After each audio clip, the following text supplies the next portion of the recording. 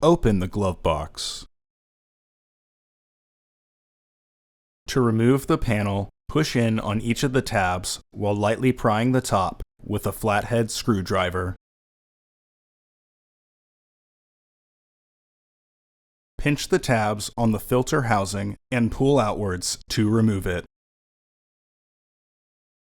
Insert your new filter into the housing with its airflow indicating arrow pointing down. Reinstall the access panel. Make sure the tabs are secure in their catch. Close the glove box. Order your parts today at filterheads.com.